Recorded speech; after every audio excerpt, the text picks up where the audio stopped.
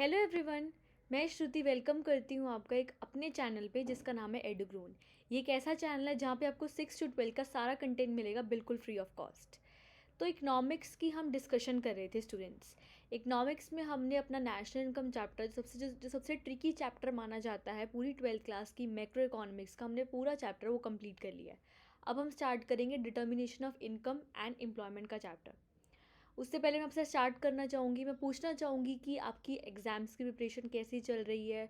आप स्ट्रेस तो नहीं ले रहे एग्ज़ाम्स का? आप अच्छे से हेल्दी कर रहे हो, खाना कंज्यूम फ्रूट्स खा रहे हो या नहीं?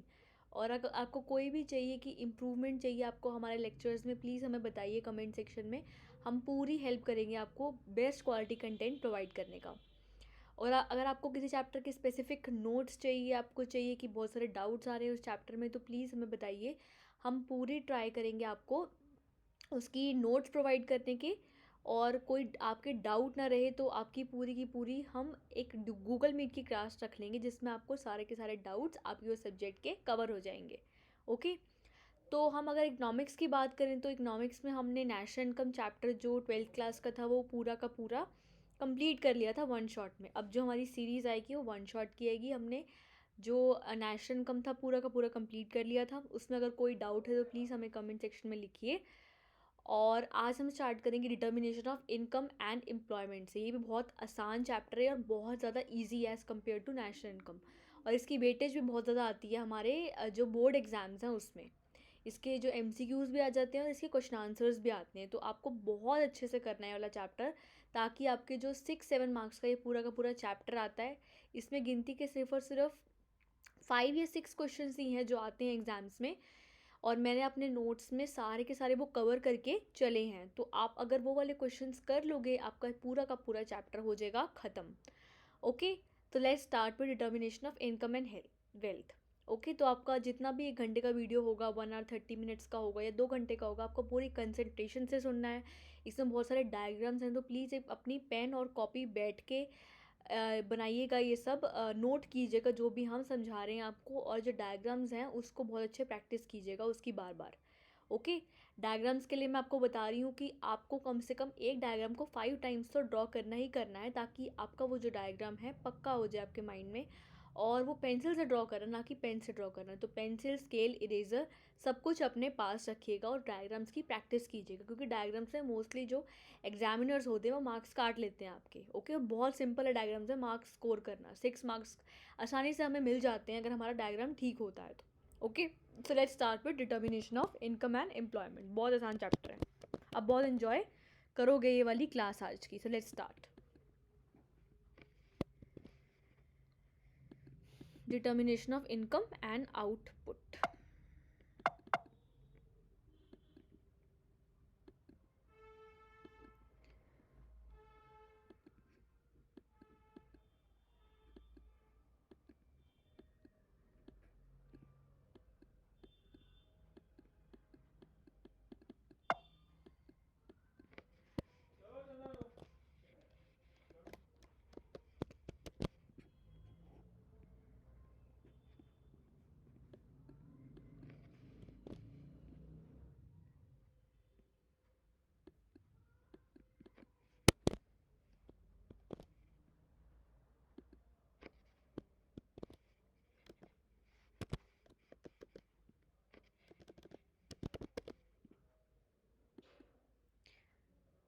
तो हमारा आज का कोट है, हमने एक सीरीज शुरू करी कि किसी भी चैप्टर को डिस्कस करने से पहले हम एक कोट डिस्कस करेंगे, ताकि आपका माइंड में फ्रेशनेस रहे और आपका जो कोट है, आपका जो नया चैप्टर हम स्टार्ट करने जा रहे हैं, उसके क्वेश्चन आंसर्स डिस्कस कर रहे हैं, आपकी एक पॉजिटिव थिंकिंग डेवलप हो। तो आज का कोट है, anything is possible when you have the right people to support you. अगर आपके पास अच्छे लोग हैं आपके साथ, तो जो भी आपने अपना सपना देखा है वो ज़रूर आपका पूरा होगा। अगर आपके पास सपना है माइंड में, एक आप बहुत अच्छा पढ़ाई करना चाहते हो, बट आपके स्कूल में आपका फ्रेंड सर्कल अच्छा नहीं है, तो ऑब्वियसली उनका जो बुरा इम्पैक्ट है आपके ऊपर भी पड़ेगा, और आपका जो सपना है उसमें थोड़ा बहुत कमी आएंगी, वो पूरा होगा बट थोड़ा लेट से होगा, क्योंकि जो बुरी कंपनी है उसका इम्पैक्ट ज़रूर आप पे आता है।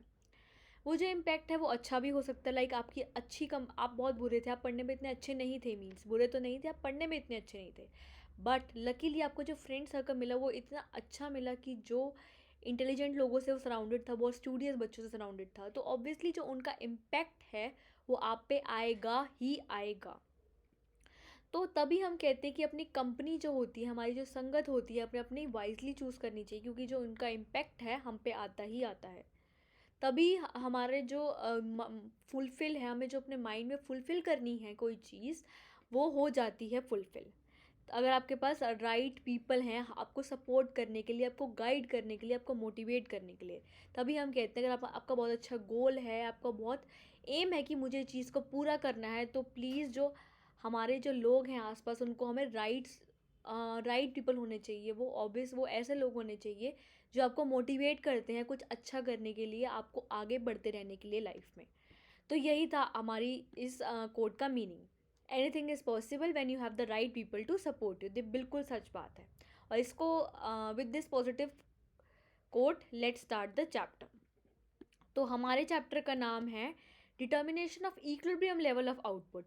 हम डिटरमाइन करेंगे जो इक्विलिब्रियम लेवल है वो कहाँ पे अचीव होता है और आउटपुट का लेवल कहाँ पे अचीव होता है। और एम्प्लॉयमेंट कहाँ पे आती है, determination of equilibrium level of income and employment कहाँ से होती है। और हम डिस्कस करेंगे जो मल्टीप्लायर का कंसेप्ट है उसके बारे में।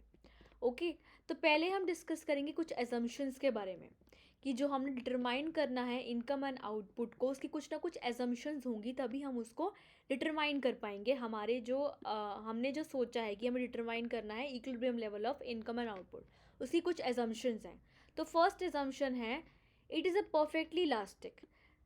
तो हमने अज्यूम करके चला कि जो हमारी मार्केट है वो परफेक्टली इलास्टिक है। The corresponding to a given price level, it means that there is excess capacity in the economy. So whenever AD rises, AS responds to it without causing any increase in the price level. तो हमने assume करके चला है कि जो हमारी economy है वो परफेक्टली इलास्टिक है। परफेक्टली इलास्टिक का मतलब है कि वो ऑब्वियसली उसको हम चेंज कर सकते हैं अपनी इकोनॉमी को। मतलब वो बाउंडेड नहीं है कि AD हमारा इतना ही होगा और AS इतना ही होगा। अगर हमारा AS में चेंज आ रहा है तो हम उसके अकॉर्डिंग एडी को भी वैसे शिफ्ट कर सकते हैं। अगर हमारी एक्सेस सप्लाई हो गई, मतलब हमारी एएस है वो बहुत ज़्यादा हो गई एडी से, तो हम उसको एडजस्ट कर सकते हैं एडी को। इसको दोनों को इक्वल लाने के लिए हम थोड़ा सा एडी को बढ़ा सकते हैं कि हमारा जो एडी एएस है दोनों बराबर हो जाए और हमारा इक्विलिब्रियम अचीव हो जाए और हमारा कोई प्राइस में भी इंक्रीज ना आए। तो फर्स्ट असम्पशन हमारी ये है कि हमारी जो इकोनॉमी है वो परफेक्टली इलास्टिक है। Second assumption is, according to Keynes, before full employment, price is not changeable, but after full employment, when all the resources have been fully employed, price is changeable. तो Keynes जो था वो एक economist था, उसने लेके चला है कि फुल एम्प्लॉयमेंट से पहले हमारा जो प्राइस है वो चेंजेबल नहीं होता। मतलब जब हमने फुल एम्प्लॉयमेंट, सारे के सारे जो लोग हैं वो फुली एम्प्लॉयड हैं, उससे पहले हम प्राइस को चेंज नहीं कर सकते। बट एक बार जो फुल एम्प्लॉयमेंट है हमारा अचीव हो गया, तो उसके बाद जो सारे के सारे लोग हैं फुली एम्प्लॉयड हो गए, उसके बाद हम प्राइस को चेंज कर सकते हैं। तो उसने एक एजम्पशन लेके चली है ये वाली। तो फर्स्ट एजम्पशन हमारी थी कि हमारी इकोनॉमी परफेक्टली इलास्टिक है, और सेकंड है कि केन्स के अकॉर्डिंग बिफोर फुल एम्प्लॉयमेंट से पहले प्राइस चेंजेबल नहीं है, but after full employment price changeable है। तो इसकी दो एजम्पशंस थी। तो जो हम डिटरमाइन करेंगे इक्विलिब्रियम लेवल ऑफ इनकम और आउटपुट को, उसको हम करेंगे टू अप्रोचेस से डिटरमाइन। ओके, तो जो डिटरमाइन करना है हमें इनकम और एम्प्लॉयमेंट को, उसकी बेसिकली टू अप्रोचेस हैं। एक को हम कहते हैं AD/AS अप्रोच, और एक होती है हमारी SI अप्रोच। उसको हम दोनों तरीके से इक्विलिब्रियम लेवल को डिटरमाइन करेंगे। इन AD is equal to AS plus is equal to YC plus equal to C। तो हमने लेके चला है AD is equal to AS। तो AD का मतलब क्या होता है, C प्लस आई। हमें पता है कि जो AD होती है वो C प्लस आई के इक्वल है, और जो AS होती है वो होती है हमारी Y के इक्वल। राइट, तो इसके अकॉर्डिंग हम पता चला कि जो हमारी C प्लस आई है वो Y की इक्वल होती है। C का मतलब होता है हमारी कंजम्पशन, I आ जाएगा हमारा इन्वेस्टमेंट, और Y का मतलब होता है हमारी इनकम। तो C प्लस आई अगर हम कंजम्पशन और इन्वेस्टमेंट को ऐड कर देंगे तो हमारा Y की इक्वल आ जाएगा, और Y का मतलब होता है हमारी नेशनल इनकम। ओके, तो हमने ये हम फर्स्ट अप्रोच से डिस्कस कर रहे हैं, ये वाला मेथड, ये है हमारी AD/AS अप्रोच। ये वाला जो हम डिटरमाइन करेंगे इक्विलिब्रियम लेवल को, वो करेंगे AD/AS अप्रोच के according. How much will be the level of income, output and employment if it is determined using ADAS approach using a consumption investment approach. तो हमारी कितनी इनकम होगी, ये क्वेश्चन पूछ रहा है। ये वाला फर्स्ट क्वेश्चन है। इसमें हमने बताया था कि मैंने आपको बताया था कि इस पूरे चैप्टर में टोटल 6 क्वेश्चंस हैं। तो उसमें से फर्स्ट क्वेश्चन ये वाला क्वेश्चन है। ये वाला एग्जाम्स में आने की पॉसिबिलिटी बहुत ज़्यादा है। ये आएगा तो पूरा 6 मार्क्स का आएगा, और 6 मार्क्स के अकॉर्डिंग आपको इसको पूरा लिखना है। तो प्लीज़ जो मैंने आपको नोट्स बना के दिए इसको लर्न कर लीजिए। इसका जो मैंने आपको डायग्राम दिया उसको बहुत अच्छे बात काफ़ी बार प्रैक्टिस करनी, ताकि आपका जो वाला क्वेश्चन है ये रेडी हो जाए, क्योंकि 6 मार्क्स का इस चैप्टर में से आना ही आना है। तो फर्स्ट क्वेश्चन है, how much will be the level of income, output and employment if it is determined using ADS approach as consumption investment approach।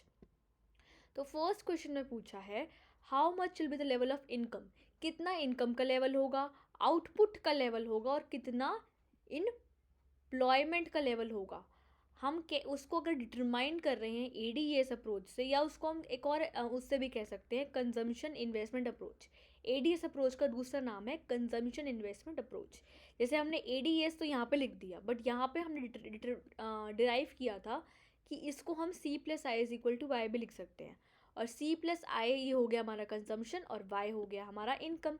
तो कंजम्पशन इन्वेस्टमेंट अप्रोच, जो हमारी लेफ्ट हैंड साइड है, इसको हम इस वाली अप्रोच को कंजम्पशन इन्वेस्टमेंट अप्रोच भी कहते हैं। तो हम इसकी एक्सप्लेनेशन शुरू करते हैं। ये क्वेश्चन है और ये है इसका answer. Increasing level of input output is determined at a point where aggregate demand is equal to aggregate supply. Aggregate demand is the expenditure on final goods and services in an economy during an accounting year. It is equal to C plus I. C is the consumption expenditure. It has positive relation with income. तो हमने इसमें ये लिखा है कि increasing level of income and output. अगर हमें increasing level of income and output को डिटरमाइन करना है, क्वेश्चन में हमें यही पूछा है कि हमारा इक्विलिब्रियम लेवल इनकम और आउटपुट का कहाँ पे डिटरमाइन होगा। तो इसमें आंसर लिखा है कि जब अगर हमें डिटरमाइन करना है equilibrium level of income and output को, तो हम ऐसी जगह पे करेंगे जब हमारा एग्रीगेट डिमांड इक्वल है हमारे एग्रीगेट सप्लाई के, राइट। अब एग्रीगेट डिमांड का मतलब क्या होता है? Aggregate demand means the expenditure on final goods and services. जितना एक्सपेंडिचर जो कंज्यूमर्स कर रहे हैं फाइनल गुड्स एंड सर्विसेज को कंज्यूम करने के लिए। फाइनल का मतलब वो फाइनली उसे कंज्यूम कर रहे हैं, उससे आगे कोई फर्दर प्रोडक्शन नहीं हो रही, या तो उसको रीसेल में यूज़ नहीं किया जा रहा। वो जो कंज्यूमर्स हैं वो फाइनली उसको यूज़ कर रहे हैं। तो जो एक्सपेंडिचर किया है उसको एग्रीगेट डिमांड कहेंगे, जो कंज्यूमर्स ने फाइनली गुड्स एंड सर्विसेज को किया है इकोनॉमी के अंदर। और एग्रीगेट डिमांड को हमने कहा था कि C+I भी हम लिख सकते हैं, राइट। तो एग्रीगेट डिमांड हो जाएगा हमारा C+I, और C का मतलब होता है हमारा कंजम्पशन एक्सपेंडिचर। कंजम्पशन का जो रिलेशन है वो पॉजिटिव होता है इनकम के साथ। अगर हमारी इनकम बढ़ेगी तो हम अपनी कंजम्पशन को भी इंक्रीज़ करते हैं, तो इसका पॉजिटिव रिलेशन होता है इनकम के साथ। और I का मतलब होता है हमारा इन्वेस्टमेंट एक्सपेंडिचर, और जो इन्वेस्टमेंट एक्सपेंडिचर होता है हमारा वो इनकम से रिलेटेड नहीं होता। इनकम से रिलेटेड हमारा नहीं होता है इन्वेस्टमेंट एक्सपेंडिचर, और उसको हमने कांस्टेंट माना है, राइट। तो वो हो गया हमारा कांस्टेंट, उसको हमने कांस्टेंट माना है। हम कांस्टेंट को ये भी कहेंगे कि हमने उसको एक साइन से रिप्रेजेंट कर देंगे बार से, तो उसको आ जाएगा वो कांस्टेंट माना है हमने एग्रीगेट एक्सपेंडिचर को, इन्वेस्टमेंट एक्सपेंडिचर को, उसको which is not related to the level of income. जो हमारा इन्वेस्टमेंट एक्सपेंडिचर है वो हमारा इनकम से रिलेटेड नहीं है, और उसे हमें कांस्टेंट माना है। और C is the percentage total production of goods and services in an economy. तो C का मतलब यही कि कितना एक्सपेंडिचर हुआ है हमारे फाइनल गुड्स एंड सर्विसेज को प्रोड्यूस करने में एक इकोनॉमी में। और जो हमारा इस साइड आ जाएगा AS को हम Y भी लिख सकते हैं। तो AS हो जाएगा हमारा Y के इक्वल, और Y होती है हमारी नेशनल इनकम। पूरी कंट्री की नेशनल इनकम कितनी है उसको हम डिनोट करते हैं Y से। Is equal to by the perfectly elastic, it matches with D। तो हमारा जो AD है वो AS से मैच करेगा हर एक पॉइंट पे at all levels of output. तो AD AS जो है वो हर पॉइंट पे इक्वल होंगे, और जिस पॉइंट पे level of equilibrium level of output, और जिस पॉइंट पे वो दोनों इंटरसेक्ट करेंगे उससे हम कहेंगे कि वो पॉइंट है हमारा इक्विलिब्रियम का पॉइंट, और उस पॉइंट पे डिटरमाइन होंगी हमारी इनकम, आउटपुट और एम्प्लॉयमेंट। तो ये था इसका एक्सप्लेनेशन किसी भी क्वेश्चन को एक्सप्लेन करने के लिए पहले आपको उसकी एक इंट्रोडक्शन देनी है, वो आ जाएगी उसकी इंट्रोडक्शन, राइट। अगर आपको कोई भी क्वेश्चन पूछा है 6 मार्क्स का तो पहले आएगी उसकी इंट्रोडक्शन और फिर आएगी उसकी टेबल। टेबल का मतलब उसको हम एक और नाम से बोलते हैं कि वो होगी उसकी शेड्यूल। शेड्यूल को अगर हम बोलेंगे तो वो आ जाएगी उसकी टेबल। और शेड्यूल को हमने कैसे रिप्रेजेंट किया है, हमारे पास अप्रोच थी हमारी ADAS अप्रोच, राइट। अब AD का मतलब क्या होता है C+I और AS हो गया हमारा Y के इक्वल। तो हमने यहाँ पे क्या लिखा है, यही सब चीज़ें हमने यहाँ पे टेबल में रिप्रेजेंट कर दी हैं। AD आ जाएगा हमारा इधर, AS हो जाएगा इधर, C इज इधर, I is and Y is here. तो हमने यही 5 चीज़ों को रिप्रेजेंट कर दिया है। तो हमने एग्रीगेट डिमांड हमें पता है कि C+I के इक्वल है और AS है हमारी नेशनल इनकम यानी कि Y के इक्वल। तो हमने पहले Y को लिया है, हमें पता है कि Y जो होती है वो होती है हमारी नेशनल इनकम, राइट। तो ये होगी हमारी Y। ये हर पॉइंट पे 0 से लेके पहले 100 हो रही है, फिर 200, देन 300, 400 एंड 500। और हमें पता है कि कंजम्पशन और जो इनकम होती है उसका डायरेक्ट रिलेशनशिप होता है। तो कंजम्पशन जो अगर 0 लेवल पे इनकम पे भी हम कुछ ना कुछ कंज्यूम कर रहे हैं तो उससे हम कहेंगे ऑटोनॉमस एक्सपेंडिचर। ऑटोनॉमस कंजम्पशन होती है कि कुछ ना कुछ 0 लेवल पे इनकम पे भी हम कुछ ना कुछ कंज्यूम करते हैं, तो उसे हम कहते हैं ऑटोनॉमस कंजम्पशन। तो ये स्टार्ट होगी, कभी भी जो कंजम्पशन होगी हमारी वो 0 से स्टार्ट नहीं होगी बल्कि वो 50 से स्टार्ट होगी, मीन्स कुछ एक पॉइंट से स्टार्ट होगी। इसका मतलब ये है कि 0 लेवल पे इनकम पे भी हम कुछ ना कुछ कंज्यूम कर रहे हैं, उसे हम कहते हैं ऑटोनॉमस कंजम्पशन। तो ये 50 से स्टार्ट होगी और हर 50 के गैप पे बढ़ती रहेगी, 50 से 100, 100 से 150, 50 टू 200, 200 से 250 एंड 300। और इन्वेस्टमेंट हमने एज्यूम करके चला है कि जो हमारा इन्वेस्टमेंट होता है वो डिपेंड नहीं करता हमारी इनकम पे, तो वो हमने उसको कांस्टेंट लेके चला है। कांस्टेंट लेके चला है या तो वो डिपेंड नहीं करता, तो वो एक ऑटोनॉमस है, मतलब कांस्टेंट है, 100 100 100 100 हर जगह वो सेम रहेगा। और AD हमें पता है कि सम टोटल होता है C और I का। तो C और I को अगर हम ऐड कर देंगे इन सबको तो आ जाएगा हमारा AD। और जो AS है हमें पता है कि हमारी इनकम के इक्वल होता है, और इनकम तो हमने अपने फर्स्ट टेबल में भी निकाली थी, फर्स्ट कॉलम में, तो इसको हम एज इट इज़ यहाँ पे लिख देंगे। तो हमने इसकी टेबल भी बना ली। तो हमने किसी भी क्वेश्चन को एक्सप्लेन करने के लिए पहले उसकी इंट्रोडक्शन देनी है, फिर उसकी आ जाएगी शेड्यूल, और फिर इसको हम करेंगे डायग्राम से रिप्रेजेंट। तो डायग्राम कैसे बनेगा इसका, हमने यहाँ पे ले लिया है Y, इस साइड पे हमने ले लिया है Y, और यहाँ पे लिया है इनकम और GDP या तो एक्सपेंडिचर। इनकम को हम GDP भी कह सकते हैं, जो नेशनल इनकम होती है हमारी वो GDP होती है, और हमने उसको हम एक्सपेंडिचर भी कह सकते हैं क्योंकि हमें पता है कि जो इनकम मेथड होता है और वैलिडेड मेथड होता है और एक्सपेंडिचर मेथड होता है वो तीनों एक दूसरे के इक्वल होते हैं। तो ऑब्वियसली हम उसको एक्सपेंडिचर मेथड, इनकम मेथड या तो वैलिडेड मेथड तीनों को सेम रिप्रेजेंट कर सकते हैं, राइट। तो हमने क्या लेके चला है यहाँ पे कि कुछ हमारी हमने इसको सॉल्व करना है determination of income and employment को ADAS मेथड से। तो हमने AD और AS तो हमें पता होने चाहिए। तो AS कैसे निकलेंगे, हमने टेबल में देखा है कि AS हमारा कंटिन्यूसली इंक्रीज हो रहा है, 100 से 0 से 100, 200, 300, 400 एंड 500। तो ऑब्वियसली ये कंटिन्यूसली क्या हो रहा है, इंक्रीज हो रहा है। तो उसको हम एक स्ट्रेट लाइन उसको हम एक स्ट्रेट लाइन से रिप्रेजेंट कर देंगे, ये आ जाएगा स्ट्रेट लाइन। और हमने देखा है कि ये 0 से स्टार्ट हो रहा है, तो 0 to 100, 100 से 200, तो ये 0 से स्टार्ट हो रहा है, तो 0 से स्टार्ट होके उसको हम एक स्ट्रेट लाइन में लिख देंगे। तो हमने AS बना दिया, बच गया हमारा AD हम देख रहे हैं कि 150 से स्टार्ट हो रहा है। ये AD 150 से स्टार्ट इसलिए हो रहा है क्योंकि 0 लेवल पे इनकम पे भी कुछ ना कुछ कंजम्पशन हो रही है, उसे हम कहेंगे ऑटोनॉमस कंजम्पशन। तो ये हो गया हमारा AS and that is our AD। तो इसको हम ले लेंगे इधर, और यहाँ पे जब ये इंटरसेक्ट कर रहे हैं AD AS के इक्वल है तो हो जाएगा हमारा इक्विलिब्रियम का पॉइंट। तो हमने इतना देख लिया। अब हम डिस्कस करेंगे क्या होगा जब AD AS से बड़ा है। जो हमारा ये वाला पॉइंट है इसमें क्या है कि हमारा AS वाला ऊपर है, देखो आप देखो कि AS वाली जो लाइन है वो बड़ी है AD वाली लाइन से, तो AS यहाँ पे बड़ा है एज़ कम्पेयर टू AD।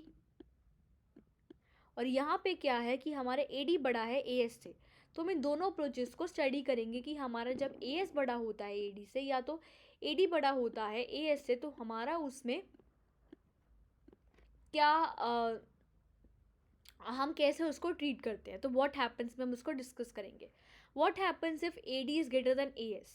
तो अगर AD बड़ा है AS से, मतलब हम इसकी बात कर रहे हैं कि इसमें हमारा ये इस वाली पोर्शन की बात कर रहे हैं, यहाँ पे हमारा AD बड़ा है AS से। अगर AD बड़ा है AS से, अगर हमारा AD ग्रेटर है AS से, तो AD का मतलब होता है एग्रीगेट डिमांड, और ये आ जाएगा हमारा एग्रीगेट सप्लाई। तो एग्रीगेट डिमांड का मतलब हमने डिस्कस किया, एग्रीगेट डिमांड का मतलब कि जो सम टोटल है, जो फाइनल गुड्स एंड सर्विसेज पे कितना कंज्यूमर्स एक्सपेंडिचर कर रहे हैं, कितना डिमांड कर रहे हैं। और AS का मतलब हो जाएगा जो फ्लो है गुड्स एंड सर्विसेज का। तो अगर AD बड़ा है AS से, तो मतलब AS छोटा है। तो जो फ्लो है गुड्स एंड सर्विसेज का इकोनॉमी में, वो लेस है उसकी डिमांड से। मतलब जितना सप्लाई हो रहा है उतनी डिमांड ज़्यादा है, बट उतनी सप्लाई नहीं है। तो जितना भी उनका स्टॉक होगा प्रोड्यूसर्स का, वो बिक जाएगा, वो सारा बिक जाएगा। अब उनका स्टॉक बिक गया, तो वो तो यही कहेंगे कि नेक्स्ट प्रोडक्शन के लिए नेक्स्ट राउंड में वो ज़्यादा प्रोड्यूस करेंगे, क्योंकि उनका पहला वाला बिक गया, अब उन्हें और प्रॉफिट्स कमाने हैं। तो वो ज़्यादा से ज़्यादा प्रोड्यूस करेंगे नेक्स्ट राउंड में। अब ज़्यादा प्रोड्यूस करेंगे तो हमारा जो सप्लाई है वो भी बढ़ जाएगा, तो AD AS के इक्वल आ जाएगा। तो इसमें हम क्या करेंगे कि सप्लाई को भी बढ़ा देंगे और AD AS के इक्वल आ जाएगा। तो हमने ये वाली अप्रोच की डिस्कस कर ली। अब सेकंड है जब AD बड़ा है AS से। अब AD बड़ा है, AS बड़ा है AD से। अब AS बड़ा है AD से, तो इसका मतलब ये है कि जो फ्लो है गुड्स एंड सर्विसेज का, वो ज़्यादा है as compare to the demand. इतनी डिमांड नहीं है, बट ज़्यादा सप्लाई ज़्यादा है। तो जो स्टॉक होगा कंज्यूमर्स का, वो क्या हो जाएगा, बच जाएगा। वो उतना वो सेल नहीं कर पाएंगे, उतना वो बच जाएगा वो वाला स्टॉक।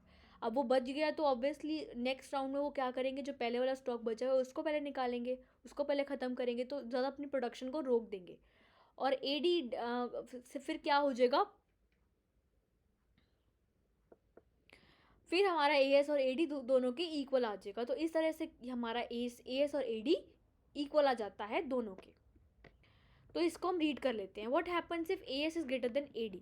तो AS बड़ा है AD से, इसका मतलब ये है flow of goods and services in the economy tends to be greater than their demand.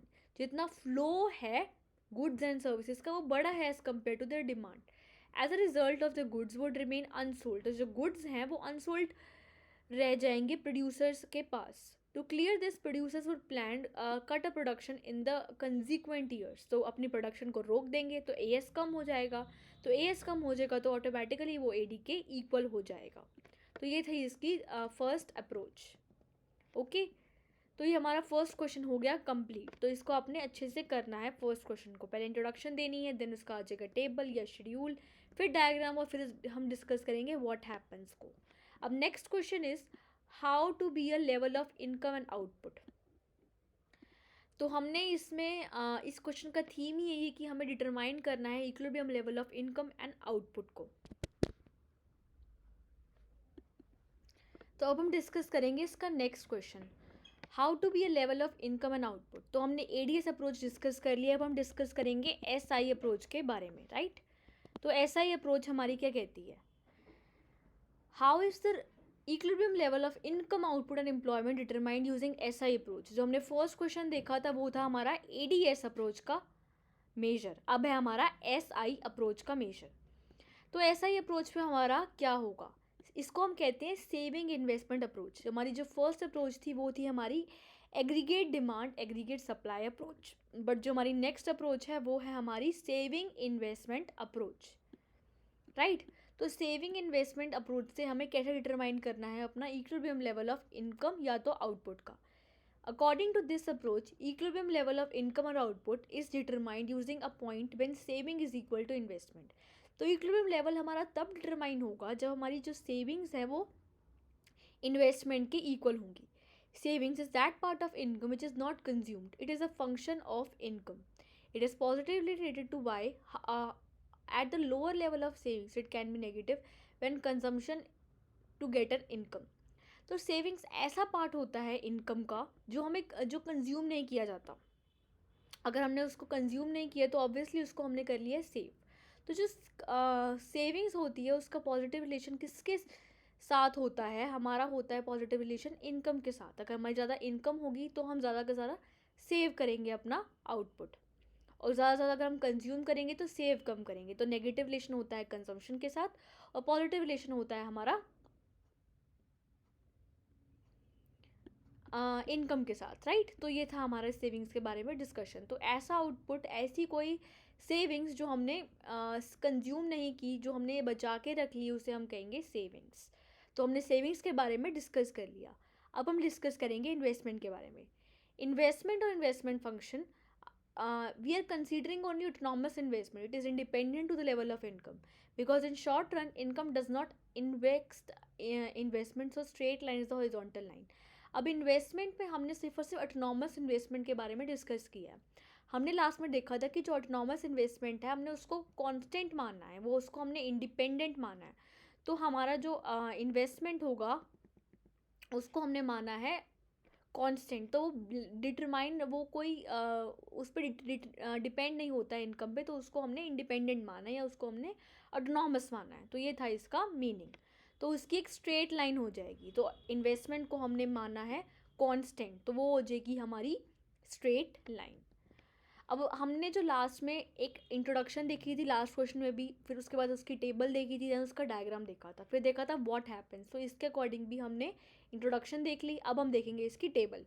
तो टेबल जो है हमारी वो ये है कि सेविंग हमने इन्वेस्टमेंट के इक्वल दिखानी है। अब सेविंग्स का मतलब क्या होता है, जो ऐसी इनकम जो हमने कंज्यूम नहीं की है। तो अगर हम इनकम में से कंजम्पशन को निकाल देंगे तो हमारी आ जाएगी सेविंग्स, राइट। तो इनकम है हमारी ये, then it is our consumption. अगर हम इनकम में से कंजम्पशन को माइनस कर देंगे तो आ जाएगी हमारी सेविंग्स। तो हमने सेविंग्स को इधर लिख लिया, इन्वेस्टमेंट को इधर, एंड इनकम और हमारी इनकम और कंजम्पशन को हमने यहाँ रिप्रेजेंट कर दिया। अब इनकम हमारी पॉजिटिवली इंक्रीज होती जा रही है, 0 से 100 हो रही है, फिर 100 से 200 हो रही है, तो पॉजिटिवली इंक्रीज हो ही जा रही है। बट कंजम्पशन जो है ऐसे जीरो लेवल पे इनकम पे भी कुछ ना कुछ हम कंज्यूम कर रहे हैं, तो उससे हम कहते हैं ऑटोनॉमस कंजम्पशन। तो ऑटोनॉमस कंजम्पशन हमारा 50 से शुरू हो रहा है और 50 के गैप से इंक्रीज़ होता जा रहा है। तो ये भी पॉजिटिव है और ये भी पॉजिटिव है। ये 0 से स्टार्ट हो रहा है और ये हो रहा है हमारा 50 से स्टार्ट। और अगर हमें सेविंग्स निकालनी है तो हम इनकम में से कंजम्पशन को माइनस कर देंगे। तो अगर हम 0 माइनस 50 करेंगे तो आ जाएगा हमारा -50, 100 माइनस 100 0, 200 माइनस 150 50, 100 300 माइनस 100 हो जाएगा हमारा 200, 400 माइनस 250 आ जाएगा 150, और 500 माइनस 300 हो जाएगा 200। ओके। और इन्वेस्टमेंट को हमने कांस्टेंट अज्यूम करके चला है, तो इन्वेस्टमेंट हमारी एक स्ट्रेट लाइन हो जाएगी और वो हमेशा कांस्टेंट रहेगी, वो इनकम पे डिपेंडेंट नहीं है। तो वो हो जाएगी हमारी स्ट्रेट लाइन। तो जो सेविंग्स हैं हमारी, हम इसको यहाँ पर रिप्रेजेंट कर देंगे। हमने सेविंग और इन्वेस्टमेंट को लेके चलना है, राइट। तो हमारी सेविंग्स होती है हमारी इनकम माइनस कंजम्पशन। तो सेविंग इनकम हम यहाँ पे दिखा देंगे, और इनकम और आउटपुट जो हमें डिटरमाइन करना है वो यहाँ पे दिखा देंगे। ओके। तो सेविंग्स हमने देखा कि हमारी जो सेविंग्स हैं वो नेगेटिव से शुरू हो रही है, माइनस से, राइट। तो ये हो जाएगी, अगर हमारी इनकम हमारी ज़ीरो है बट हम कुछ ना कुछ सेव करें, तो इसका मतलब हमने ये पिछला अमाउंट बचा के रखा है। ये हमारी जो अमाउंट आ रहा है ये पास्ट सेविंग्स से आ रहा है, तो हो जाएगा हमारा -50 से आ रहा है वाला अमाउंट। तो ये वाला आ जाएगा -50 वाला अमाउंट, राइट। तो हमने सेविंग्स को देख दिया। अब इन्वेस्टमेंट हमने देखा है अपनी टेबल में कि ये कांस्टेंट है, तो ये हॉरिजॉन्टल लाइन हो जाएगी इन्वेस्टमेंट की, राइट। तो ये जहाँ पे इंटरसेक्ट कर रहे हैं सेविंग और इन्वेस्टमेंट, वो हो जाएगी हमारी इक्विलिब्रियम का पॉइंट, राइट। अब इस पॉइंट पे हमारी सेविंग्स ज़्यादा है इन्वेस्टमेंट से, और इसमें हमारी जो सेविंग्स है, इन्वेस्टमेंट ज़्यादा है हमारी सेविंग्स से, और जहाँ पे इंटरसेक्ट कर रहे हैं वो हो जाएगा हमारा इक्विलिब्रियम का पॉइंट, राइट। और इक्विलिब्रियम पॉइंट हो जाएगा वो यहाँ पे हो जाएगा। ओके। अब हमने यहाँ पे इसका टेबल देख ली, इसके डायग्राम देख लिए। अब हम इसका वो देखेंगे कि अगर हमारी सेविंग ज़्यादा है इन्वेस्टमेंट से, या हमारी इन्वेस्टमेंट्स ज़्यादा है सेविंग से, तो क्या उसका असर आएगा, राइट। तो हम वहाँ पे इक्विलिब्रियम कैसे डिटरमाइन करेंगे। It is the point it will be better savings, it is equal to investment. तो हमारा क्या है कि जब इन्वेस्टमेंट और सेविंग्स इक्वल है, वो हो जाएगा हमारा इक्विलिब्रियम लेवल ऑफ आउटपुट। और कुछ इनकम पे हम नेगेटिव भी हमारी इनकम नहीं है बट हम कुछ ना कुछ सेव कर रहे हैं, तो वो अमाउंट जो आया है वो आ रही है हमारी पास्ट सेविंग से अमाउंट आया है। अब हम डिस्कस करेंगे कि हमारी सेविंग ज़्यादा है इन्वेस्टमेंट से, हमारी इन्वेस्टमेंट ज़्यादा है सेविंग से, तो वहाँ पे हम अपना इक्विलिब्रियम कैसे डिटरमाइन करेंगे। What happens if savings is greater than investment. Okay, तो सेविंग ज़्यादा है हमारी इन्वेस्टमेंट से। अगर हमारी सेविंग ज़्यादा है इन्वेस्टमेंट से तो हम ये वाले पोर्शन पे डील कर रहे हैं। Savings is that part of investment it means expenditure in the economy is lower than what is required to buy the planned output। तो जो सेविंग्स हैं, तो सेविंग्स ज़्यादा है हमारी इन्वेस्टमेंट से। तो सेविंग्स का मतलब क्या होता है, ऐसा आउटपुट जो हमने कंज्यूम नहीं किया, जो हमने सेव कर लिया है। तो एक्सपेंडिचर जो हमने किया है इकोनॉमी में, इन्वेस्टमेंट का मतलब होता है जो हमने एक्सपेंडिचर किया है इकोनॉमी में। तो जो एक्सपेंडिचर किया है हमने इकोनॉमी में वो कम है, हमने जो बाय किया है, हमने जो सेव किया है उससे कम है हमारा एक्सपेंडिचर। तो हमारी सेविंग ज़्यादा है, तो हम सेव ज़्यादा कर रहे हैं, कंज्यूम इतना नहीं कर रहे, सेव ज़्यादा कर रहे हैं और कंज्यूम कम कर रहे हैं, राइट। तो इसका ये मतलब है what is required to plan the planned output। in other words, people are saving more and spending less। अगर सेविंग ज़्यादा है इन्वेस्टमेंट से तो इसका मतलब यही है कि जो सेविंग्स पीपल सेव ज़्यादा कर रहे हैं, बचा ज़्यादा रहे हैं और कंज्यूम इतना नहीं कर रहे। तो spending less of output will remain unsold. अगर पीपल जो है वो कंज्यूम ही नहीं कर रहे तो उनका तो फ़ायदा होगा फ्यूचर में, बट जो प्रोड्यूसर्स हैं, जो लोग बैठे हैं अपनी शॉप पे सामान बेचने, जो लोग हैं वो सेव करे जा रहे हैं, कुछ सामान नहीं खरीद रहे उनसे, तो जो क्या होगा, तो उनका जो सामान है वो बिकेगा नहीं, राइट। उनका सामान बिकेगा नहीं। अब उनका सामान नहीं बिकेगा तो ऑब्वियसली उनकी प्रोडक्शन भी वो नेक्स्ट आउटपुट पे कम कर देंगे क्योंकि उनका सामान ही नहीं बिक रहा। तो उसके अकॉर्डिंग हमारी जो सेविंग्स है और इन्वेस्टमेंट की इक्वल आ जाएगी। अगर उनका सामान नहीं बिक रहा तो उनकी इनकम कम हो जाएगी। अगर उनकी इनकम कम है तो जो सेविंग्स होती है वो भी इनकम का एक पार्ट होती है। हम इनकम में से कुछ अमाउंट सेव करते हैं और कुछ कंज्यूम करते हैं, बट इनकम कम होगी, इनकम कम है तो सेविंग्स भी कम होगी और सेविंग्स इन्वेस्टमेंट के इक्वल आ जाएगी। ओके, तो हमने ये वाला पॉइंट डिस्कस कर लिया कि जब हमारी सेविंग ज़्यादा है इन्वेस्टमेंट से तब हमें कैसे इक्विलिब्रियम हमारा अचीव होगा। अब है कि हमारी सेविंग्स कम है इन्वेस्टमेंट से। अगर हमारी सेविंग्स कम है इन्वेस्टमेंट से तो मतलब हम इस वाले पोजीशन पे हैं। What happens if investment is better than savings. Investment हमारी सेविंग्स आर लेस, मतलब इन्वेस्टमेंट ज़्यादा है हमारी सेविंग से, तो हम इतना सेव नहीं कर रहे बट ज़्यादा कंज्यूम कर रहे हैं, right. Better than savings and investment, it means producers are spending more and saving less। It all the stocks with the producers will be sold out and we will plan more production in the next round। It implies more income, more savings in the saving will be equal to investment। तो हमारी जो savings और investment है तब कैसे equal होंगी इस position पे। तो इसका मतलब ये कि अगर सेविंग्स कम है इन्वेस्टमेंट से, तो सेविंग्स अगर कम है हमारी इन्वेस्टमेंट से तो मतलब वो इतना सेव नहीं कर रहे, ज़्यादा कंज्यूम कर रहे हैं लोग। तो कंज्यूम कर रहे हैं तो जो लोगों के शॉप पे सामान है, जो प्रोड्यूसर्स के, वो बिक जाएंगे। अगर बिक जाएंगे तो ऑब्वियसली वो नेक्स्ट राउंड पे ज़्यादा प्रोडक्शन करेंगे और ज़्यादा प्रोडक्शन करें तो उनकी ज़्यादा इनकम होगी, इनकम होगी तो वो ज़्यादा सेव करेंगे। तो इसी पे हमारी इनकम और सेविंग्स इक्वल आ जाएगी। तो अगर हमारी इनकम ज़्यादा है सेविंग से, हमारी सेविंग ज़्यादा है इनकम से, तो हम ऐसी एडजस्टमेंट करते हैं कि हमारी इनकम और जो सेविंग्स हैं वो इक्वल हो ही जाती हैं। तो हमारी इक्विलिब्रियम अचीव हो ही जाता है सेविंग और इन्वेस्टमेंट को इक्वल करके, राइट। अगर अब हम साइमल्टेनियस इक्वालिटी देखेंगे कि इन्वेस्टमेंट और अप्रोच और एडीएस अप्रोच में क्या क्या इक्वालिटी है। तो हमने एडीएस अप्रोच का ग्राफ देखा था कि हमारा एडी इधर से शुरू होता है, एडी कॉम्बिनेशन होता है कंजम्पशन और इन्वेस्टमेंट का, और एएस होता है हमारा वाई के इक्वल। तो एडीएस इधर आ गया और ये आ गया हमारा जीडीपी, इनकम और आउटपुट। और यहाँ पे हम देख रहे हैं सेविंग इन्वेस्टमेंट को। जो सेविंग होती है हमारी नेगेटिव से शुरू होगी और इन्वेस्टमेंट को हमने कॉन्स्टेंट अज्यूम करके चला है तो वो एक स्ट्रेट लाइन आ जाएगी।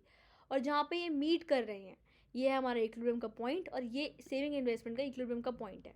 तो इसको अगर हम ज्वाइन कर देंगे तो आ जाएगा हमारा सेविंग इन्वेस्टमेंट अप्रोच या तो एडीएस अप्रोच की इक्वालिटी। तो ये था इसका मीनिंग। तो हमने पहले एडीएस बना लिया, एडी आ जाएगी हमारी ये वाली लाइन, कुछ लेवल ऑफ इनकम पे हम कंज्यूम करें उसे हम कहेंगे ऑटोनॉमस कंजम्पशन, और एएस हो जाएगी हमारी स्ट्रेट लाइन, राइट। तो यह यहाँ पे इंटरसेक्ट कर रहे हैं तो ये हो गया हमारा इक्विलिब्रियम का पॉइंट। और सेविंग्स हम नेगेटिव से शुरू करेंगे इस अप्रोच के अकॉर्डिंग। और इन्वेस्टमेंट डिपेंड नहीं करती इनकम पे, तो वो हो जाएगी कांस्टेंट। ये यहाँ पे इंटरसेक्ट कर रहे हैं। अब इन दोनों को हम ज्वाइन कर देंगे तो आ जाएगी हमारी साइमल्टेनियस इक्वालिटी बिटवीन इन्वेस्टमेंट और एडीएस अप्रोच। तो हमारा फर्स्ट क्वेश्चन हो गया कंप्लीट। सेकंड हम 2 क्वेश्चन अब तक डिस्कस कर चुके हैं। अब next question is draw straight line consumption curve from it derive a savings curve. ये क्वेश्चन बहुत ज़्यादा इंपॉर्टेंट है। ये वाला बोर्ड एग्जाम्स पे इतना ज़्यादा क्वेश्चन आता है। ये तो मतलब सबसे ज़्यादा पॉसिबिलिटी इसी क्वेश्चन को की आने के लिए। इस चैप्टर में अगर कोई क्वेश्चन आएगा तो इसकी सबसे ज़्यादा पॉसिबिलिटी है आने की। ये हम कंजम्पशन से सेविंग्स को डिराइव करेंगे या तो सेविंग से कंजम्पशन को डिराइव करेंगे। तो question is draw straight line consumption curve, draw from it derive saving curve, show all points of the division, also show point where AC is equal to 1 and level of income at which AS is negative। तो हमने consumption curve से एक saving curve draw करना है और ऐसा point बताना है जब हमारा AS 1 के इक्वल है और ऐसा पॉइंट जब हमारा AC नेगेटिव के इक्वल है। तो इसकी जो थ्योरी हमें बहुत अच्छे से करनी है।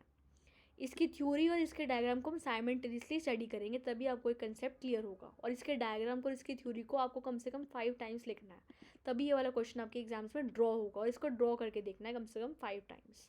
ओके, तो हमने इसकी थ्योरी को, आपने इस थ्योरी को एज इट इज़ लर्न करना है, तभी आपके एग्जाम्स में 6 मार्क्स आपके पूरे मिलेंगे। तो आपको लर्न करना है इस थ्योरी को।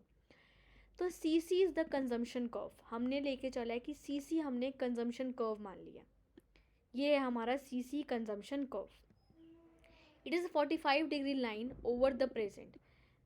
The income or level of income, autonomous consumption is equal to savings।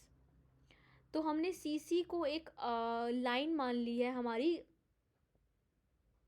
45 degree की लाइन। तो जो CC लाइन है हमारी 45 डिग्री की लाइन है। ओके, तो ऐसी इनकम को जब हम कंज्यूम कर रहे हैं, जब हमारे पास इनकम नहीं है बट फिर भी हम कुछ ना कुछ कंजम्पशन कर रहे हैं, तो उसे हम कहेंगे ऑटोनॉमस कंजम्पशन। और इस पॉइंट पे ये वाली जो पॉइंट है, ये इधर से लेके इधर तक जो पॉइंट होता है वो हो गया हमारा ऑटोनॉमस कंजम्पशन का पॉइंट। कि हमारे पास इनकम नहीं है बट फिर भी हम कुछ ना कुछ कंज्यूम कर रहे हैं, तो उसे हम कहेंगे ऑटोनॉमस कंजम्पशन। तो ये होगी हमारी ऑटोनॉमस कंजम्पशन इधर से लेके इधर तक, राइट। एक्स और level of income, autonomous consumption is equal to savings. At zero level of income it will be O S. तो जीरो लेवल पे इनकम पे हम कुछ ना कुछ कंज्यूम करके चल रहे हैं, तो उसे हम कहेंगे ओ सी बार। वो होगी हमारी autonomous consumption. As a result saving start from point zero on the negative Y axis. तो हम जीरो लेवल पे इनकम पे कुछ ना कुछ कंज्यूम कर रहे हैं। कंज्यूम कर रहे हैं तो मतलब हमारी सेविंग्स क्या है, नेगेटिव। हमारे पास इनकम नहीं है फिर भी हम कुछ ना कुछ कंज्यूम कर रहे हैं। अगर हमने सब कुछ कंजम्पशन में पैसा लगा दिया तो हमारी सेविंग्स हो जाएंगी नेगेटिव। तो जो सेविंग्स हैं हमारी स्टार्ट होंगी नेगेटिव, इधर से स्टार्ट होंगी नेगेटिव वाली साइड से। तो सेविंग्स हो जाएंगी हमारी नेगेटिव से शुरू, इधर इधर से लाइन से हमारी शुरू होंगी सेविंग्स।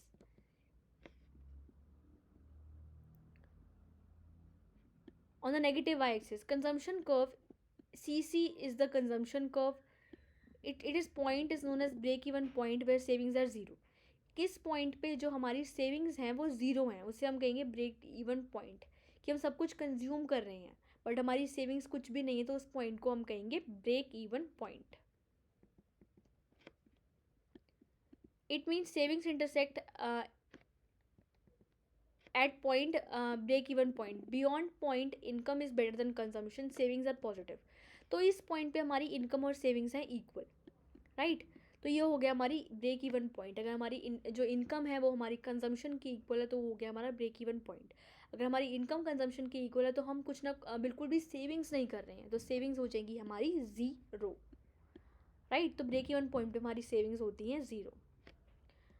ओके, तो savings are positive, the saving will be above X axis. तो सेविंग्स हम कुछ भी नहीं कर रहे इस पॉइंट पे, राइट। और इस पॉइंट पे हमारी इनकम ज़्यादा है कंजम्पशन से, हम ज़्यादा इनकम कर रहे हैं और कंजम्पशन इतनी नहीं कर रहे, तो सेविंग्स हमारी पॉजिटिव होंगी। तो ये अबव इस पॉइंट के आ जाएंगी बी पॉइंट। और इस पॉइंट हमारी कंजम्पशन ज़्यादा है सेविंग्स इनकम से, तो हमारी सेविंग्स हो जाएंगी नेगेटिव। तो हमने स्टार्ट किया नेगेटिव पॉइंट से, राइट।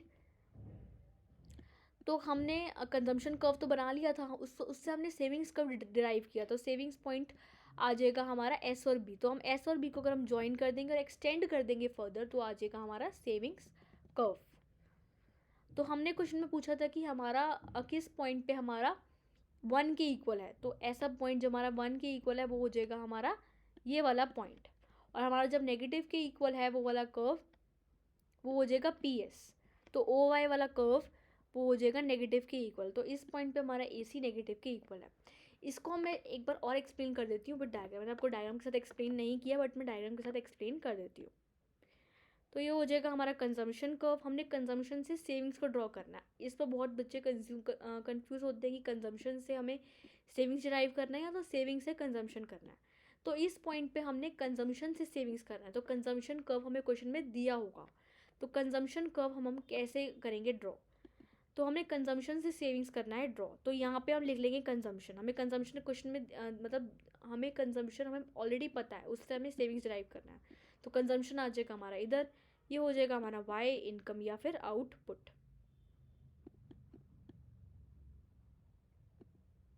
तो ये हो जाएगा हमारा सेविंग्स और ये आ जाएगा हमारा वाई इनकम या आउटपुट।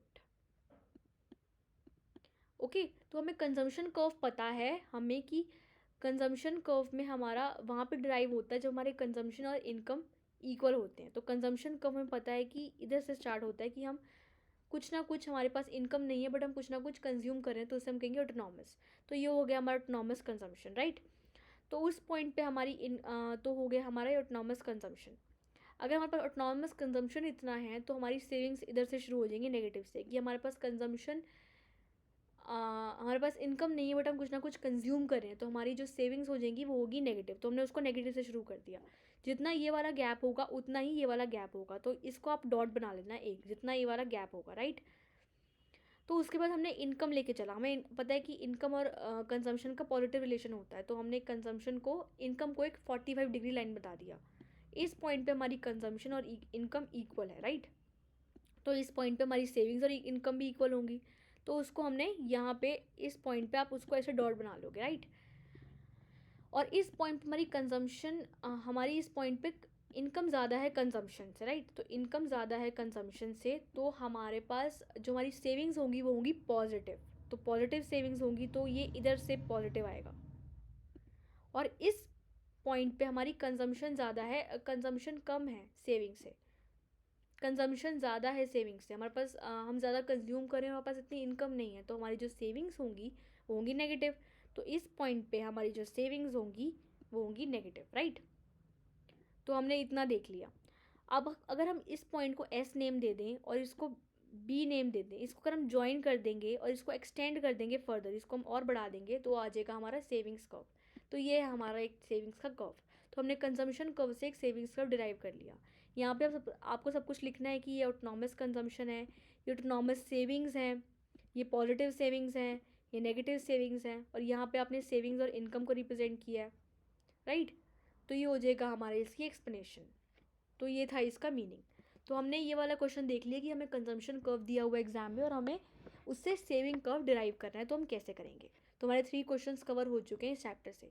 अब next question is explain the steps taken in the derivation of consumption curve from savings. अगर हमें सेविंग्स कर्व से कंजम्पशन कर्व डिराइव करना है तो हम कैसे करेंगे।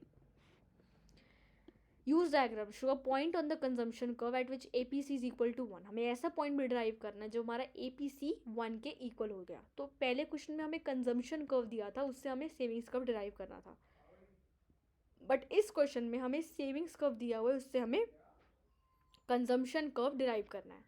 तो हमें अगर सेविंग्स कर्व दिया हुआ है एग्जाम में, तो हम सेविंग्स कर्व से कैसे डिराइव करेंगे इसको।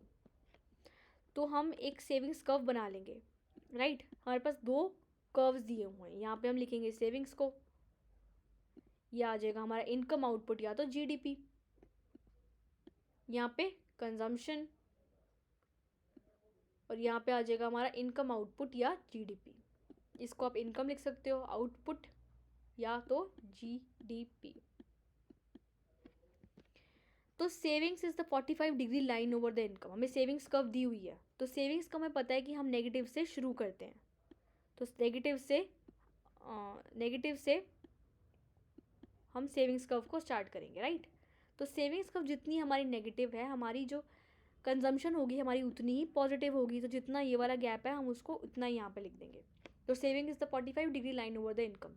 Saving is starting from the negative zone of Y axis showing savings and negative related to income. So consumption will be positive related to income. हमें पता है कि सेविंग्स और इनकम का नेगेटिव रिलेशन होता है और कंजम्पशन और इनकम का पॉजिटिव होता है। तो जो सेविंग्स और इनकम को हम यहाँ से रिप्रेजेंट करेंगे और कंजम्पशन इनकम को पॉजिटिव हम ऊपर से रिप्रेजेंट करेंगे, राइट। तो कंजम्पशन पॉजिटिव रिलेटेड होगा इनकम के साथ, तो हमने उसको ओ एस के इक्वल लेट कर लिया। ये है हमारा ओ और ये आ जाएगा हमारा, इसको हो जी है हमारा ओ एस वाला पॉइंट, और ये हमारी कंजम्पशन यहाँ से शुरू हो रहा है, तो ये होगा हमारा सी, राइट। अब नेक्स्ट क्या है कि कंजम्पशन पॉजिटिव रिलेटेड होगी ओ एस के इक्वल। तो savings are zero at point B. हमें पता है कि जो पॉइंट बी है उस पर सेविंग्स ज़ीरो हैं, पॉइंट बी पे हमारी सेविंग्स ज़ीरो हैं, तो कंजम्पशन हमारी इनकम के इक्वल होगी। तो अगर हमारी सेविंग्स इक्वल है हमारी इस पॉइंट पे अगर हमारी सेविंग्स ज़ीरो है तो ऑब्वियसली हमारी जो कंजम्पशन है वो हमारी इनकम के इक्वल होगी, राइट। तो इनकम और कंजम्पशन दोनों इक्वल होंगे इस पॉइंट पे।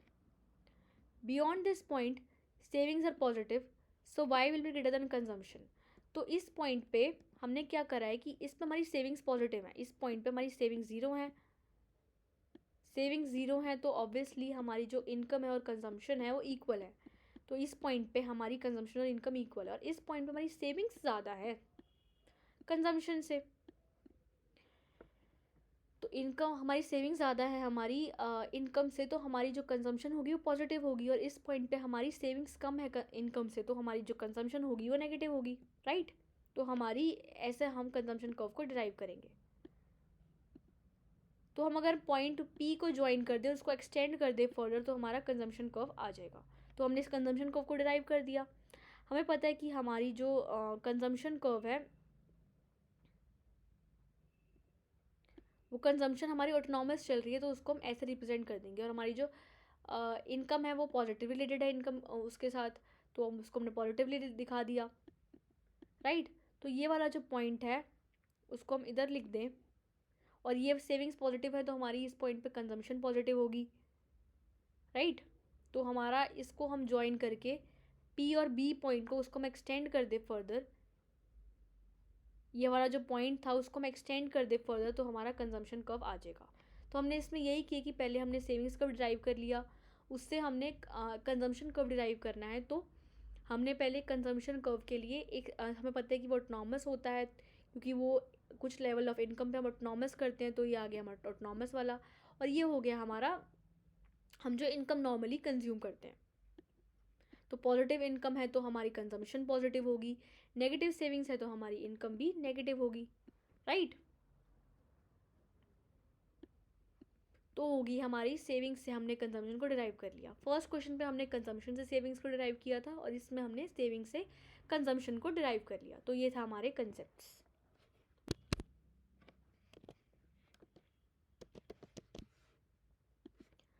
अब हम डिस्कस करेंगे मल्टीप्लायर के बारे में। ये बहुत इंपॉर्टेंट कंसेप्ट है मल्टीप्लायर का, और हमें बहुत अच्छे से वाला कंसेप्ट को डिस्कस करना है। Concept of multiplier, impact of withdrawals and injections. Multiplier question आपके एग्जाम्स में आ जाता है कई बार, तो ये बहुत इंपॉर्टेंट कंसेप्ट है।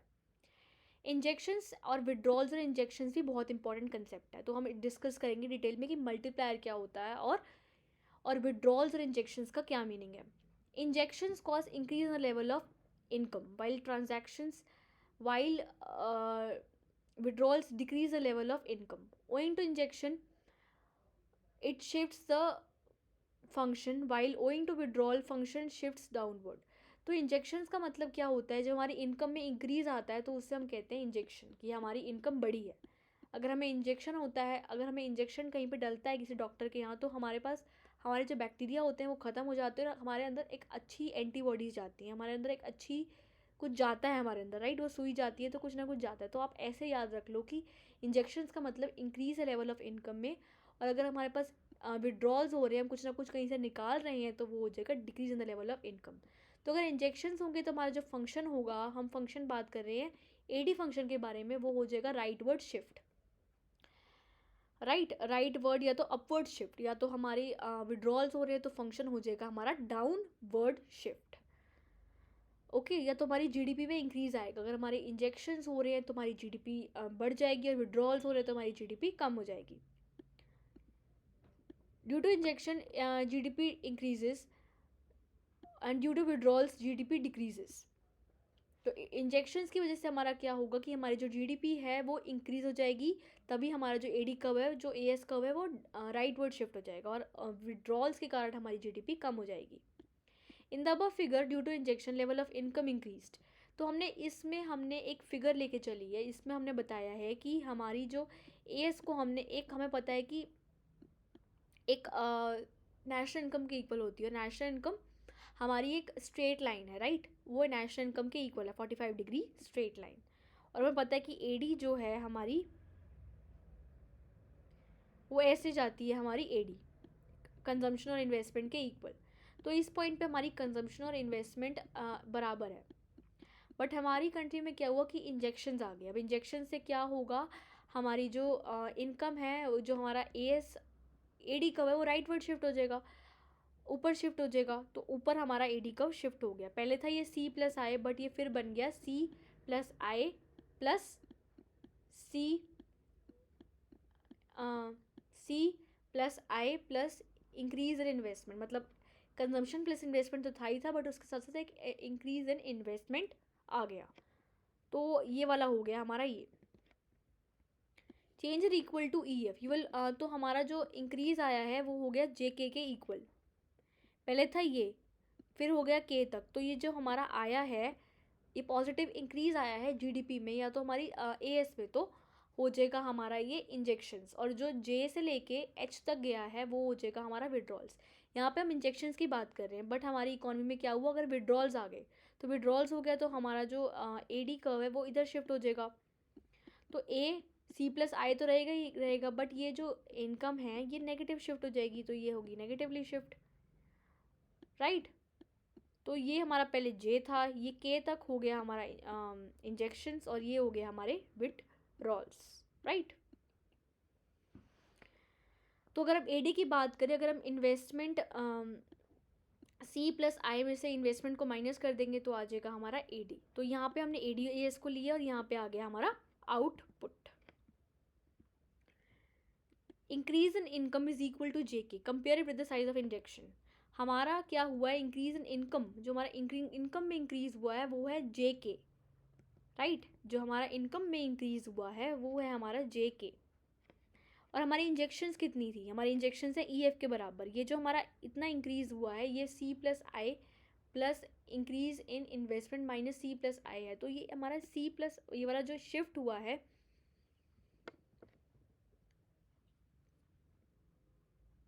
तो ये हो जाएगा हमारा ये वाला हमारा है इंजेक्शंस का अमाउंट। आप नोट करोगे कि हमारा जो इनकम में जो इंक्रीज आया है, मतलब हमारा जो जे और जे के का अमाउंट है वो ज़्यादा है as compare to E F.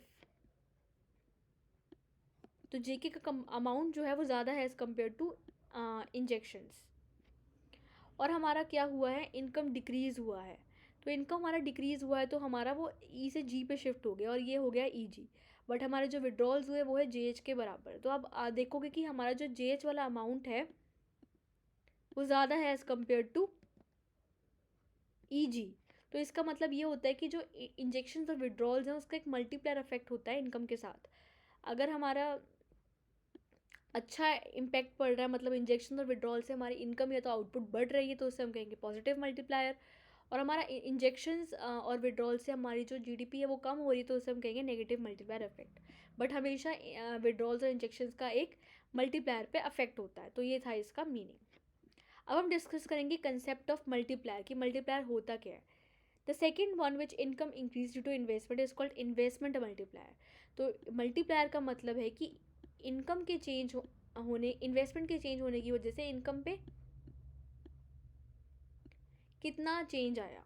अगर हमने इन्वेस्टमेंट 10 से बढ़ा दी तो इनकम हमारी कितनी बढ़ी, या तो 8 से बढ़ी, या तो 10 ही रही, या तो 12 से बढ़ गई। तो कितनी बढ़ी हमारी इन्वेस्टमेंट को बढ़ाने से हमारी इनकम पे। जितना चेंज आता है हमारा इन्वेस्टमेंट इनकम में due to change in investment, उसे हम कहते हैं investment multiplier, right. The proportion at which income increase, income कितनी इंक्रीज हो रही है due to change in investment, investment बढ़ने के कारण हमारी इनकम कितनी इंक्रीज हो रही है. It is mentioned as a ratio between increase in income is equal to change in income upon change in investment. तो चेंज इन इनकम को अगर हम डिवाइड कर देंगे चेंज इन इन्वेस्टमेंट से तो वो आ जाएगा मल्टीप्लायर का amount. Between a multiplier it creates a relationship between multiplier and MPC. जो मल्टीप्लायर एमपीसी होता है उसका एक डायरेक्ट रिलेशनशिप होता है. एमपीसी का मतलब मार्जिनल प्रोपेंसिटी टू कंज्यूम. अगर एमपीसी हमारा ज़्यादा है तो इसका मतलब होता है कि हमारा मल्टीप्लायर हमारा ज़्यादा होगा, और हमारा अगर एमपीसी कम है तो मतलब मल्टीप्लायर कम होगा हमारा, क्योंकि एमपीसी के का मतलब ये भी होता है 1/1 माइनस एमपीसी. और एमपीएस और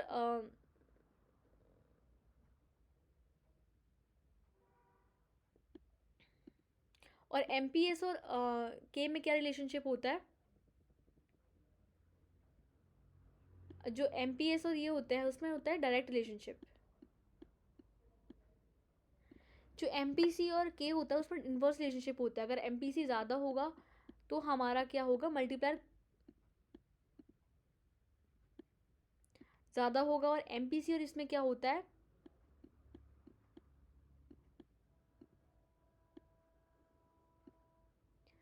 और इसमें होता है इन्वर्स रिलेशनशिप कि हमारा एमपीएस और ये ज़्यादा होगा तो एमपीएस ज़्यादा होगा तो हमारा मल्टीप्लायर हो जाएगा कम. राइट. तो ये था इसका मीनिंग.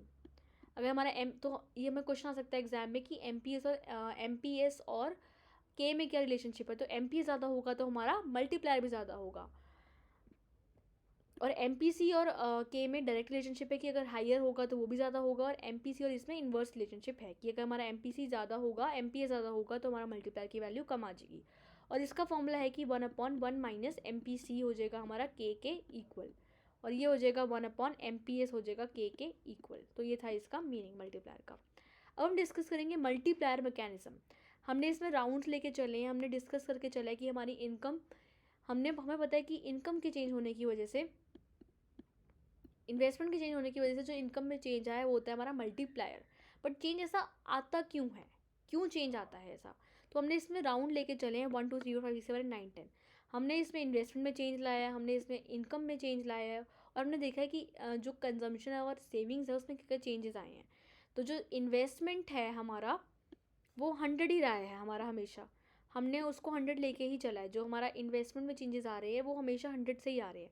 बट हमने जो वेरिएशंस करे हैं वो करें इनकम के चेंज होने पे, कि पहले 100 से बढ़ी, फिर 50 से, कि जो फिर 25 से. राइट. तो ये ऐसे ऐसे जो 1/2 की उसमें ये कम होती जा रही है इनकम. और अगर कोई इनकम कर रहा है तो वो किसी का कंजम्पशन है तो ये हमारी हो जाएगी ऐसे ऐसे जाएगी, ये भी साथ साथ चल रही है. और हमें पता है कि जो इनकम में से अगर हम कंजम्पशन माइनस कर देंगे तो आ जाएगी हमारी सेविंग्स. तो इसमें से हमने 100 में से हमने 50 माइनस कर दिया, 50 में से 25. राइट. तो ऐसे आ गई हमारी सेविंग्स. राइट. तो change in consumption, change in savings और चेंज इन इन्वेस्टमेंट तो हमारा 100 ही रहा है. तो इसको हम एक्सप्लेन करेंगे एक टेबल की फॉर्म में. The table shows the result of increase in investment by 100 crore, there is change in income by 100 crore. तो हमारी इन्वेस्टमेंट बढ़ी है, हमने पूरी जो इकोनॉमी है उसमें कुछ ना कुछ इन्वेस्टमेंट करी है. तो अगर हमने कुछ ना कुछ इन्वेस्ट किया है तो ऑब्वियसली हमने जो इन्वेस्ट किया है वो किसी दूसरे पर्सन की इनकम है. हमने अगर किसी को लैंड परचेज़ किया है, लैंड में 1 करोड़ रुपया लगाया है तो हमारी तो इन्वेस्टमेंट है, बट किसी लैंड ओनर की वो इनकम है. तो अगर हमने 100 से इन्वेस्टमेंट बढ़ाई है तो वो 100 से किसी की इनकम बढ़ गई है. राइट. तो change in income by 100 crore. तो राउंड 1 में यही है कि हमारा जो हमने एमपीसी 0.5 लेके चला है. तो अगर हमारी जो हमने एमपीसी वो क्या लेके चला है, हमारा मल्टीप्लायर 0.5 लेके चला है. एमपीसी हमने 0.5 एज्यूम करके चला है कि हम अगर इतना इन्वेस्ट कर रहे हैं, जो इनकम है वो इतनी कंज्यूम हो रही है. अगर हम 100 इन्वेस्ट कर रहे हैं तो 50 वो बंदा जो है वो कंज्यूम करके चल रहा है. राइट. तो वो जाएगा इसका मीनिंग. तो अगर 100 से बढ़ा रहे हैं इन्वेस्टमेंट तो जो कंजम्पशन होगी वो 50 से इंक्रीज़ होगी, क्योंकि हमने एमपीसी जो है वो हमने 50 लेट करके चला है, 0.5 लेट करके चला है. तो कंजम्पशन हमारी कितने से बढ़ गई, 50 से बढ़ गई। और जो रिमेनिंग हमने 100 करोड़ लेके चले हैं, तो हमने 50 लाख हमने कंज्यूम कर लिया और 50 लाख जो है वो सेव कर लिया इन राउंड 1। तो अगर हमने किसी की कंज्यूम किया है तो जो वो नेक्स्ट राउंड में किसी की इनकम बनेगा। अगर हमने किसी को कोई कंज्यूम कर रहा है, हमने उसको कुछ ना कुछ अमाउंट दिया है, हम किसी शॉपकीपर पे जाते हैं, हमने कुछ खर्चा किया है, वो हमारी तो एक्सपेंडिचर है बट किसी दूसरे की इनकम है, तो हमारा जो कंजम्पशन है वो किसी दूसरे का इनकम है। तो ये जो 50 है वो दूसरे राउंड में राउंड 2 में बन जाएगी किसी की इनकम। तो 50-50 इधर आ जाएगा, जो ये वाला जो 50 है वो इधर आ जाएगा, राइट। तो there will be increase in income by 50 crore. तो इन्वेस्टमेंट के बढ़ने के कारण फिर हमारी इनकम बढ़ जाएगी 50 से, राइट। और ये 50 में से हमने लेके चला है कि एमपीसी हम कंज्यूम करके चल रहे हैं कितना, 0.5। तो इसमें से हम आधा कंज्यूम कर लेंगे और आधा सेव कर लेंगे। उसी तरह नेक्स्ट राउंड में ये किसी की और की इनकम बन जाएगा और इसको हम फिर सेव कर लेंगे और फिर कंज्यूम कर लेंगे। ये ऐसा चलता रहेगा जब तक हमारा जो एमपीसी है वो 0.5 के इक्वल नहीं आता, राइट। तो हमने इसमें यही बताया कि as a result of change in savings consumption expenditure by 0.5 crore will be increase in income. तो इनकम के बढ़ने से, इन्वेस्टमेंट के बढ़ने से हमारी इनकम बढ़ जाती है। तो इनकम के बढ़ने से हमारी कुछ इनकम कंज्यूम हो जाती है, देन कुछ सेव हो जाती है, तो हमारी इनकम हो गई सेव। तो ऐसे ऐसे हमारा जो अमाउंट है वो चलता गया है। तो different time periods will go on increasing as a result of increase in consumption. Consumption के बढ़ने के कारण हमारी इनकम बढ़ रही है। Total increase in income expenditure is equal to 200। तो हमारी जो टोटल इनकम में इंक्रीज आ रहा है वो है हमारा 200 से हमारी इनकम बढ़ रही है। तो इसका मतलब यही है कि हमने पहले 100 लगाया स्टार्टिंग में, बट वो लास्ट में 200 राउंड 10 तक आते आते वो 200 हो गई। तो इसका मतलब यही है कि जो इनकम है वो मल्टीप्लाई हो रही है, इसका ये मतलब है। तो यही है हमारे मल्टीप्लायर का मतलब। Total increase in investment expenditure is equal to 200 crore. Since in increase in investment is equal to 100 and income is equal to 100 crore, it follows multiply is equal to Q. तो मल्टीप्लायर की वैल्यू क्या होती है, हमने लेके चला है कि जो मल्टीप्लायर वो होता है change in income upon change in investment, right. तो जो इनकम है हमारी वो हमने बताई है कि वो 200 हो गई, 100 से 200 होगी, और हमारी जो इन्वेस्टमेंट है वो तो 100 ही रही है। तो हमारा मल्टीप्लायर वो हो गया 2। तो इसका मतलब यही है कि हमारी जो इनकम है वो मल्टीप्लायर इफेक्ट से बढ़ती जा रही है। जितना हम इन्वेस्ट कर रहे हैं उससे डबल रेट से हमारी इनकम बढ़ रही है, और यही था हमारा मल्टीप्लायर मैकेनिज्म। तो हम ब्रीफली एक्सप्लेन करेंगे प्रोसेस ऑफ मल्टीप्लायर को। जैसे हमने इन्वेस्टमेंट में चेंज लाया, इन्वेस्टमेंट से चेंज की वजह से क्या हुआ, हमारी इनकम बढ़ गई। तो अगर हमारी इनकम बढ़ी उससे क्या हुआ, हमने कुछ इनकम को कंज्यूम कर लिया और कुछ को हमने सेव कर लिया, राइट। तो अगर हमने कुछ ना कुछ कंज्यूम किया है तो उससे क्या हुआ, हमारी इनकम पे इफ़ेक्ट हुआ है। तो हमारी इन्वेस्टमेंट से हमारी इनकम इफेक्ट होती है, फिर कंजम्पशन इन्वेस्टमेंट इफेक्ट होती है, उससे फिर हमारी जो इनकम होती है वो इफेक्ट होती है, right. Change in investment causes a change in income. Investment के चेंज होने की वजह से हमारी इनकम चेंज होती है। As a result there change in consumption. तो अगर हमारी इनकम अच्छी होगी तो हम कंजम्पशन भी अच्छी करेंगे। Consumption expenditure of one income is the income of the other. अगर हम किसी को पैसा दे रहे हैं तो हमारा वो कंजम्पशन है, बट वो किसी दूसरे की इनकम है। तो एक की कंजम्पशन दूसरे की इनकम होती है। Change in consumption needs to change, the process continues till C is equal to 0 and this is the process of income generation. तो इनकम, एक की इनकम दूसरे की कंजम्पशन है।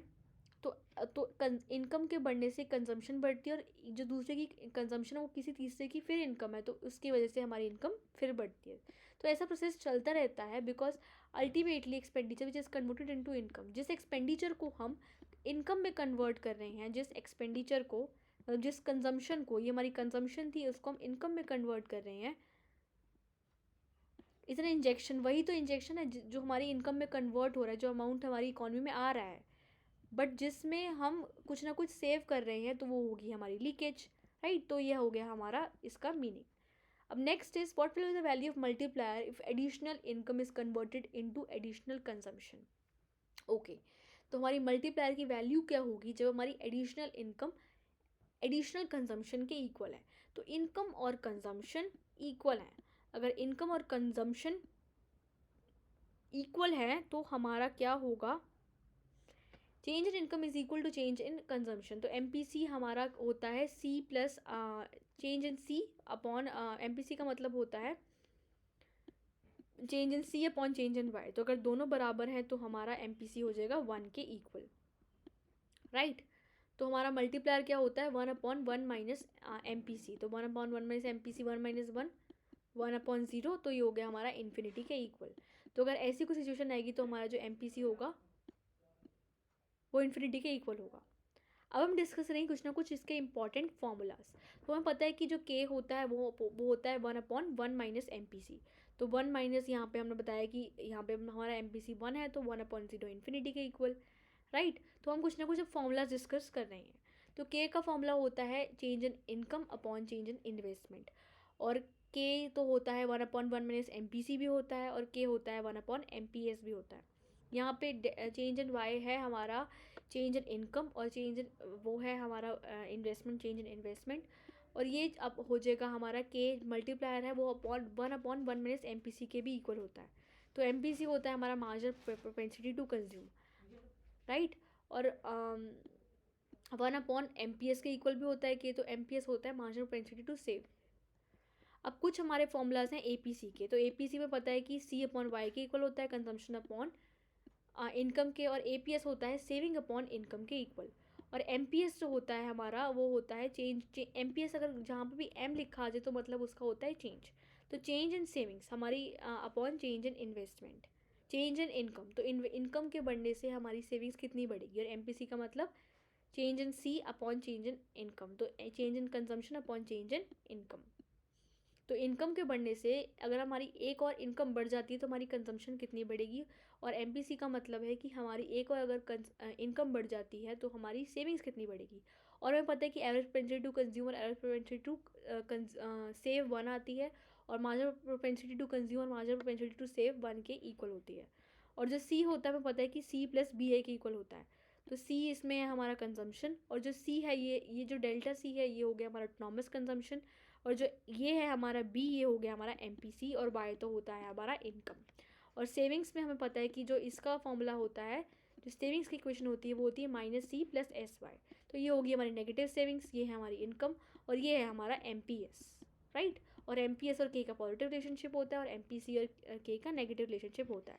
तो ये था आपका चैप्टर, बहुत सिंपल चैप्टर था, मैंने आपको बहुत अच्छे से समझाया सारा चैप्टर। सिर्फ और सिर्फ 6 क्वेश्चंस हैं इस चैप्टर में, तो आपको इसको अच्छे से करना है रिवाइज, राइट। और अगर कोई डाउट है तो प्लीज़ हमें बताइए हमारे चैनल पे, हम पूरी ट्राई करेंगे आपको इसकी समरी प्रोवाइड करने के लिए, कुछ नोट्स प्रोवाइड करने के लिए हम पूरी की पूरी ट्राई करेंगे आपको इस चैप्टर की डिटेल्ड एक्सप्लेनेशन प्रोवाइड करने के लिए। और अगर आपको फिर भी कोई डाउट आता है तो हम कोई गूगल मीट क्लास अरेंज कर लेंगे जिसमें आपके सारे के सारे डाउट्स फिनिश हो जाएँ। और इस चैप्टर के डायग्राम्स को प्लीज़ अच्छे से कीजिएगा, काफ़ी सिंपल चैप्टर है और काफ़ी स्कोरिंग चैप्टर है, अच्छे से मार्क्स आपके आ जाएंगे। और thank you so much guys for listening to me. अपनी हेल्थ का ख्याल रखिएगा। Bye bye, have a nice day. Let's meet on next video. Bye bye.